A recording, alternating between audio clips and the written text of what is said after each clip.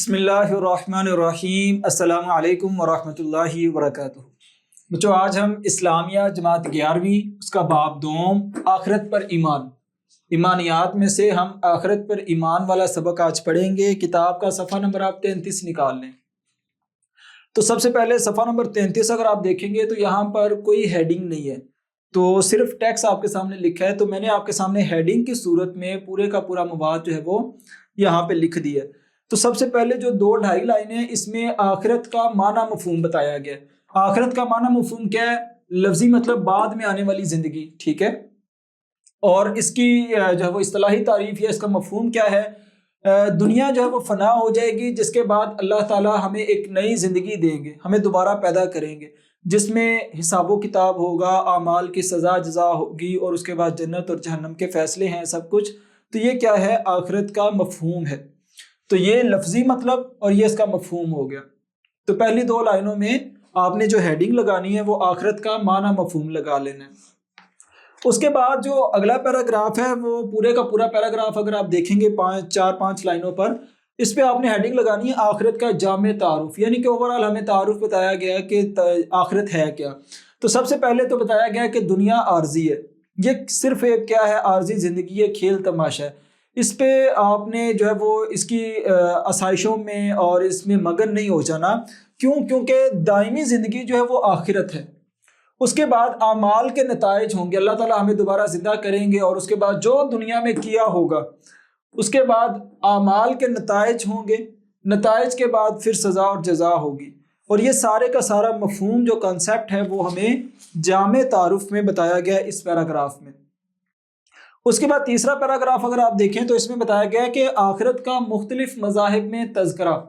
تو یاد رکھیں، آخرت اسلام کے بنیادی عقائد میں سے ایک بنیادی عقیدہ ہے۔ اللہ تعالیٰ نے جتنی آسمانی کتابیں نازل کی ہیں ان میں 3 بنیادی عقائد تھے، ایک توحید، ایک رسالت اور ایک آخرت۔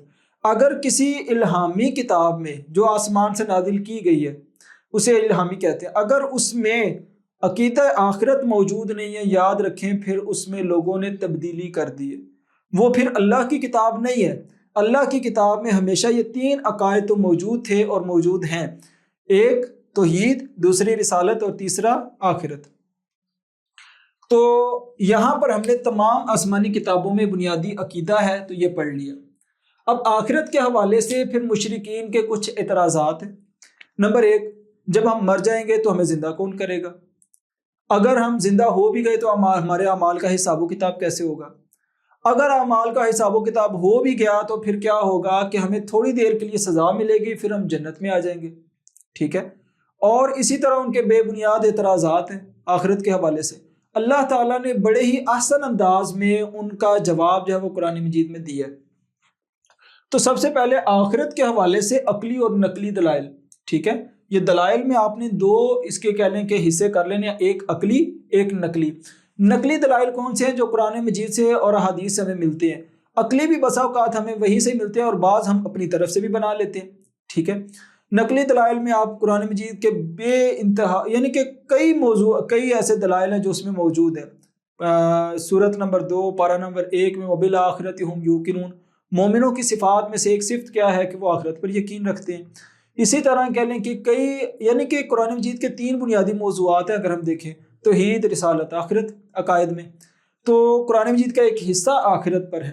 تو آپ کو عقلی دلائل وہاں پر، نقلی دلائل بہت ملیں گے۔ اس کے بعد قرآن مجید میں جو عقلی دلائل کے طور پر بیان کی گئی ہیں آیات، ان کا کیا اعتراض تھا کہ کون ہمیں زندہ کرے گا، ٹھیک ہے۔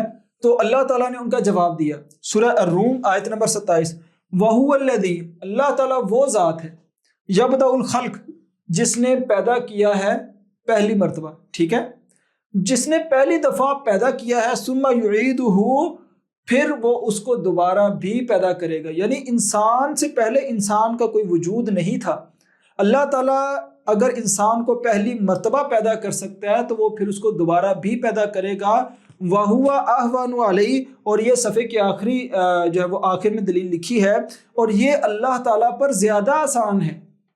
اب یہاں پر عقل کیا اس چیز کو تسلیم کرتی ہے کہ پہلی دفعہ اگر کسی چیز کی ایجاد کرنی ہونا تو اس پہ بہت ٹائم لگتا ہے، عرصہ لگتا ہے، بسا اوقات صدیاں لگ جاتی ہیں۔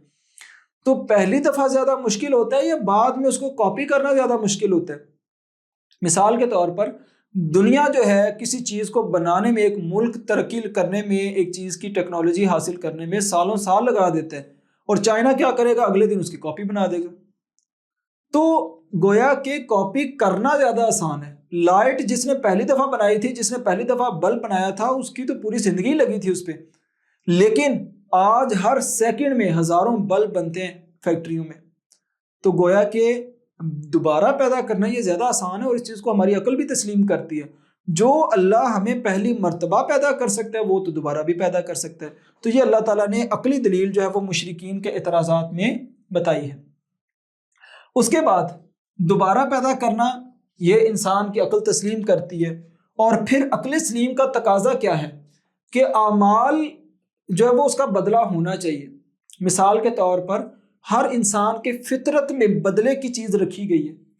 اگر ایک بڑا انسان بچے پہ ظلم کرتا ہے نا، تو بچہ کیا کہتا ہے؟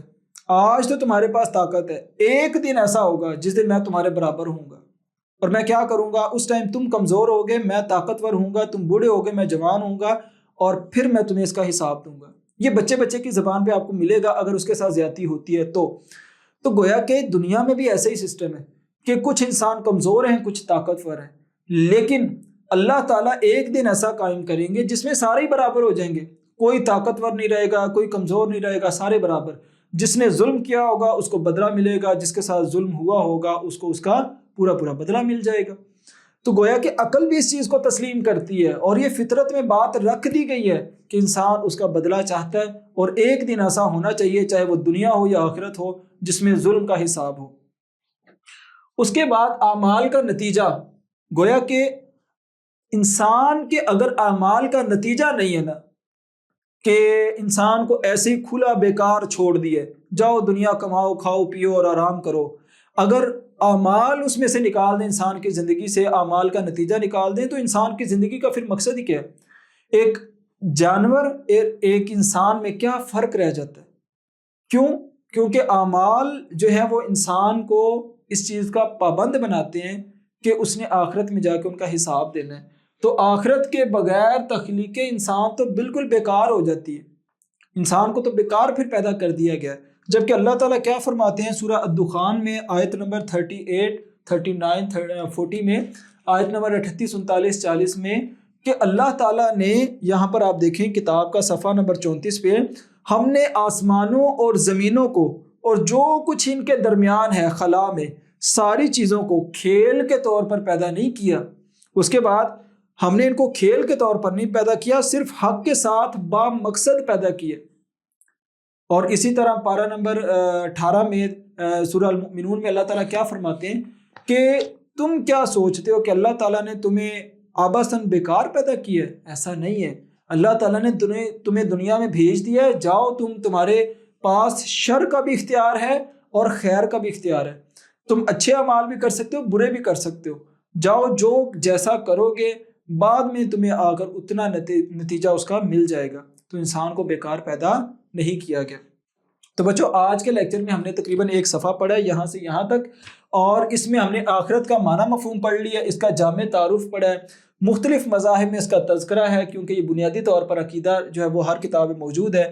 مشرکین کے چند اعتراضات پڑھے ہیں، پھر اللہ تعالیٰ نے ان کے عقلی نقلی جو دلائل ذکر کیے ہیں ہم نے وہ پڑھ لی ہیں۔ تو اس کے بعد ہم پڑھیں گے آخرت کے مراحل۔ تو آپ نے یہ والا لیکچر، اس سے پچھلے لیکچرز بھی غور سے سننے ہیں، اور سبق کو مکمل سمجھنے کے لیے اگلا لیکچر جو آخرت کے مراحل پر مشتمل ہوگا آپ نے وہ بھی غور سے سننا ہے۔ اپنا خیال رکھیں، اللہ حافظ، السلام علیکم ورحمۃ اللہ وبرکاتہ۔